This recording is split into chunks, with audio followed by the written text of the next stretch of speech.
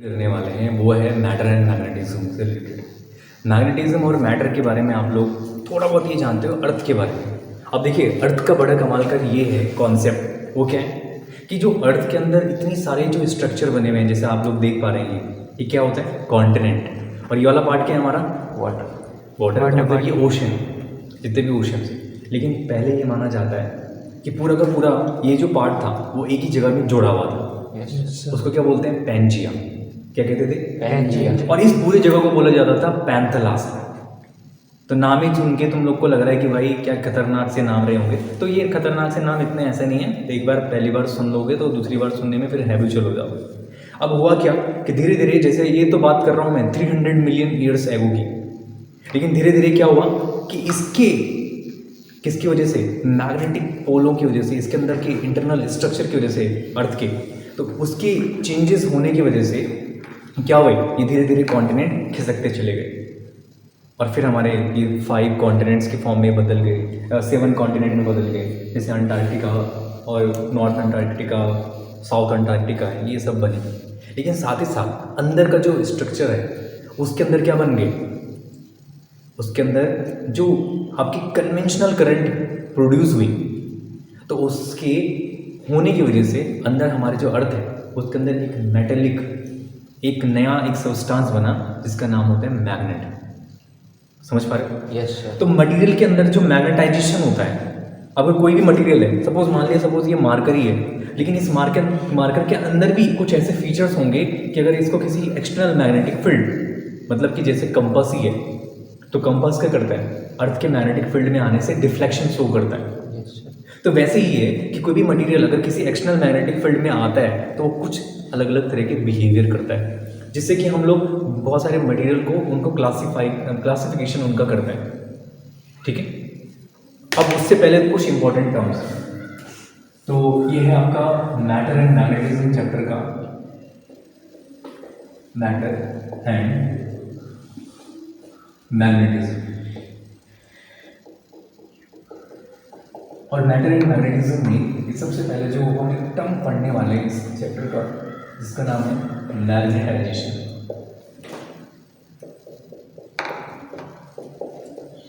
क्या नाम है, मैग्नेटाइजेशन। अब आप लोग भी इसे सुन सकते हैं, ये दोनों क्लासेस के लिए इंपॉर्टेंट है, जैसे कि आपका 10th के लिए भी इंपॉर्टेंट है और आपके 12th के लिए भी इंपॉर्टेंट है, और ये आपके कंपटीशन एग्जाम के लिए भी इंपॉर्टेंट है, आपके नीट के लिए, जेई के लिए, हर जगह के लिए इंपॉर्टेंट है। किसी भी अगर आप कोई यूपीएससी की तैयारी भी कर रहे हैं तो तब भी ये सारे शब्द, ये वर्ड्स उसके काम आएंगे। ठीक, यूपीएससी में वगैरह। यस, हाँ बिल्कुल, हर जगह काम आता है। वो देखो कैसे, अब कोई भी जो मटेरियल है, अब आप किसी मटेरियल के बारे में क्या कह सकते हैं, एक मटेरियल के बारे में एक कहानी ये होती है कि हर मटेरियल किससे बना हुआ है, एटम से बना हुआ है। अब जब एटम से बना हुआ है तो अगर एटम के बारे में हम कहें तो इलेक्ट्रॉन्स क्या करते हैं, न्यूक्लियस के चारों तरफ रिवॉल्व करते हैं, और न्यूक्लियस पे जो चार्ज होता है वो पॉजिटिव होता है, और इलेक्ट्रॉन के पास जो चार्ज होता है वो नेगेटिव होता है। अब ये जो इलेक्ट्रॉन इस पॉजिटिव चार्ज के बीच में एक फोर्स लगेगा, जिसे बोलेंगे electrostatic force, electrostatic force, magnetic अभी नहीं है। लेकिन उसकी वजह से क्या होगा, इलेक्ट्रॉन इसकी तरफ आने की कोशिश करेंगे, लेकिन इलेक्ट्रॉन बाहर जाने की कोशिश करता है इसकी वेलोसिटी से, पर लेकिन यही एक फोर्स उसको आगे आगे घुमा देता है, मतलब सेंट्रीपिटल फोर्स यहाँ आ जाता है जब ये रिवॉल्व करता है। अब आपको पता है चार्ज अगर फ्लो होगा तो चार्ज के फ्लो होने की वजह से क्या प्रोड्यूस होगा, करंट। ये चार्ज का फ्लो होना ही क्या है, पर यूनिट टाइम में करंट, मतलब कि E/T वो क्या है, करंट। चार्ज अपॉन टाइम क्या होता है, करंट। अब आप देख सकते हो कि करंट अगर इसके पास आ जाए तो करंट आने की वजह से क्या होता है, बोलो, इलेक्ट्रॉन की वजह से क्या था, इलेक्ट्रिक करंट आया। अगर इलेक्ट्रिक करंट इसमें फ्लो हो रहा है तो हम ऑस्टेड एक्सपेरिमेंट पढ़ते हैं, और ऑस्टेड एक्सपेरिमेंट में साफ साफ लिखा हुआ है कि जब किसी करंट या जब कोई कंडक्टर में करंट फ्लो होता है तो उसके पास अगर कोई कंपास आप लेके चले जाएं तो उसमें क्या आ जाता है, डिफ्लेक्शन, डिफ्लेक्शन शो हो जाता है। कंपास में क्या हो जाएगा, डिफ्लेक्शन शो हो जाएगा, और डिफ्लेक्शन जब शो होगा उससे क्या पता चलता है कि इस करंट की फ्लो होने की वजह से मैग्नेटिक फील्ड प्रोड्यूस हो चुका है। कंपास में डिफ्लेक्शन इसीलिए आ रहा है क्योंकि मैग्नेटिक फील्ड है, और मैग्नेटिक फील्ड किसकी वजह से आया है, करंट की वजह से। अब हर मटेरियल का ये जो प्रॉपर्टीज होती है, मतलब आई करंट फ्लो होगा, एक पर्टिकुलर कोई रीजन होगा, एरिया, तो हम इसका कहते हैं मैग्नेटिक मोमेंट। क्या कहते हैं? मैग्नेटिक मोमेंट या मैग्नेटिक डाइपोल मोमेंट। क्या कहते हैं इसका दूसरा नाम? क्या है? Magnetic dipole moment. TIC लिख दीजिए। मैग्नेटिक डाइपोल मोमेंट, ये मैग्नेटिक मोमेंट। और ये जो मैग्नेटिक मोमेंट होता है इसको बोलते हैं स्मॉल m, और small m is equal to I into A. जब भी करंट किसी पर्टिकुलर किसी रीजन से जाएगा तो उसमें मैग्नेटिक मोमेंट आ जाएगा। अब मैग्नेटिक मोमेंट या मैग्नेटिक डाइपोल मोमेंट जो होता है, इसका होने का मतलब है मैग्नेटाइजेशन हो जाना। मतलब कि उसके अंदर क्या नेचर आ जाएगा? उसके अंदर मैग्नेटिक नेचर आ जाएगा। तो मैग्नेटिक डाइपोल मोमेंट बहुत कमाल का इंपॉर्टेंट। पर ये आए कहाँ से? चार्ज के फ्लो होने की वजह से। चार्ज कहाँ फ्लो होता है? किसी एटम में। अब समझ में आ रहा है? Yes. कोई भी ब्रीफ, कोई पुराना चीज़ें आपको बिल्कुल ऐसे ध्यान रखने की जरूरत नहीं है, बस यहीं से आप समझ लीजिए। तो अब ये होता है मैग्नेटाइजेशन। क्या होता है? Magnetic dipole moment per unit volume, per unit volume. Magnetic dipole moment per unit volume is called magnetization. और मैग्नेटाइजेशन को कैपिटल M से डिनोट करते हैं, और कैपिटल M बराबर स्मॉल m डिवाइड बाई। समझ में आया कुछ? Yes sir. तो यही है मैग्नेटाइजेशन। आपका क्या होता है? Magnetic dipole moment per unit. Magnetic dipole moment volume यहाँ से आप क्या कर सकते हैं, इसको और चेंज कर सकते हैं थोड़ा सा। आप इसे क्या लिख सकते हैं? I into A upon volume को क्या लिख सकते हैं? Area into length. एरिया से एरिया कैंसिल, ये आपका करंट अपॉन लेंथ। अब एक वेरी इंपॉर्टेंट कॉन्सेप्ट बताता हूँ आपको। Yes sir. जब भी आप अगर अपनी साइकिल चलाते हैं तो साइकिल में आपने देखा होगा स्पोक होते हैं लगे हुए, होते हैं।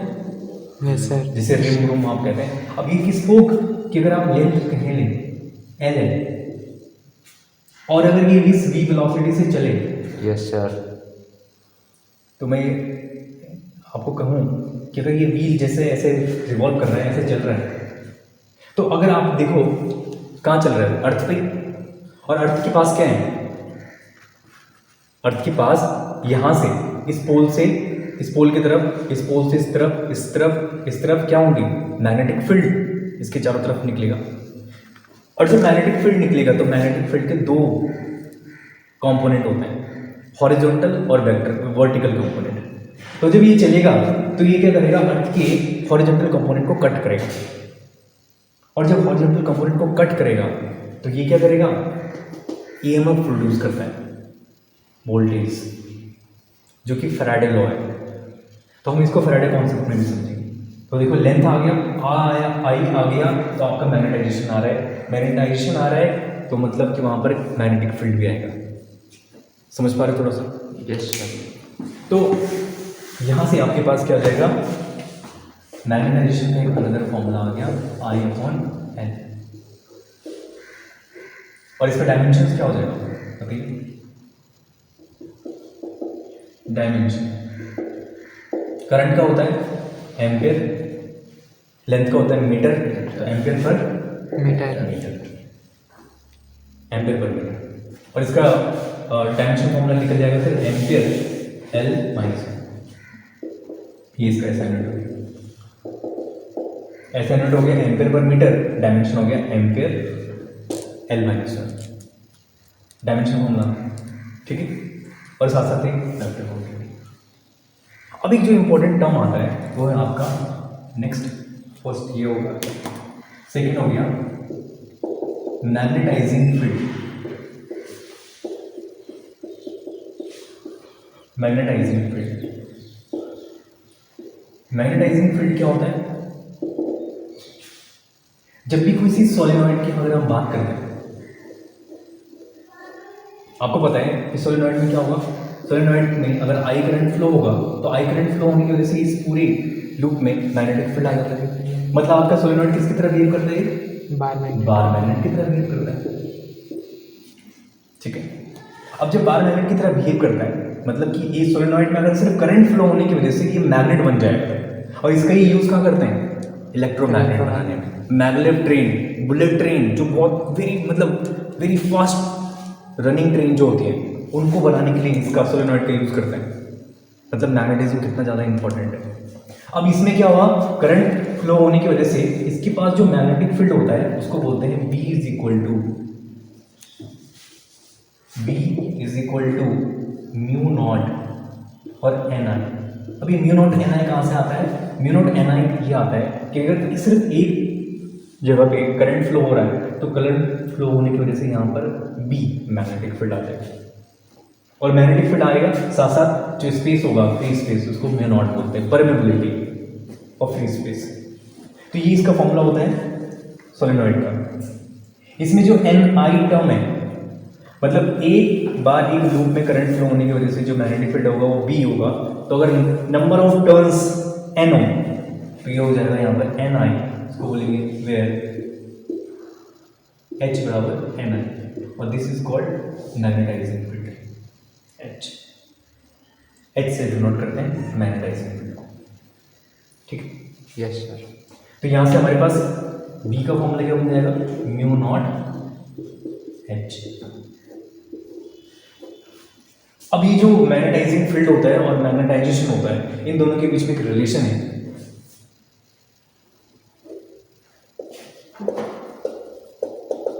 Relation between capital M and H। Capital M and H, उसके लिए हम क्या करते हैं, अगर इस सोलेनॉइड के अंदर हम देखें एक मेटेलिक रॉड को इंसर्ट करते हैं, और मैग्नेटाइजेशन किसकी वजह से प्रोड्यूस होता है? किसी मटेरियल की वजह से।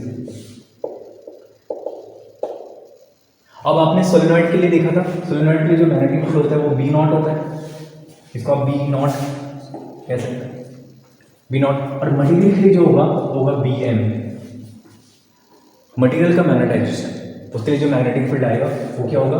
BM। और सोलेनॉइड के लिए B नॉट होता है म्यू नॉट इंटू H, और BM होता है mu naught into M। M मतलब मैग्नेटाइजेशन। तो टोटल नेट मैग्नेटिक फील्ड कितना हो जाएगा? नेट हो जाएगा B is equal to B naught plus BM, और यहाँ से बन जाएगा mu naught into H plus mu naught into M, और यहाँ से आपके पास एक रिलेशन आ गया mu naught H plus M। तो नेट मैग्नेटिक फील्ड जब भी किसी बॉडी में क्या होगा, प्रोड्यूस होगा, तो वो किस पे डिपेंड करेगा? मैग्नेटाइजिंग फील्ड और मैग्नेटाइजेशन, ठीक है। Yes sir. अब एक वेरी इंपॉर्टेंट प्रॉपर्टीज इसका एक और है, थर्ड, और इसको बोलते हैं ससेप्टिबिलिटी।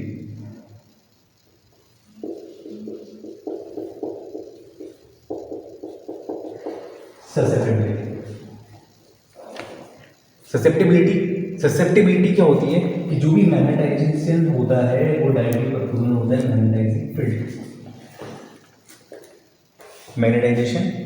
मैग्नेटाइजिंग फील्ड के डायरेक्टली प्रोपोर्शनल होता है। मतलब किसी बॉडी में अगर कोई मैग्नेटाइजिंग फील्ड है, अगर हम उसको इसमें क्या करेंगे, अप्लाइड करेंगे, तो मटेरियल में क्या आएगा? डेवलप होगा, मैग्नेटाइजेशन होगा। इस प्रोपोर्शनल साइन को हटाने के लिए हम कांस्टेंट लगाते हैं और इसको बोलते हैं M is equal to chi H,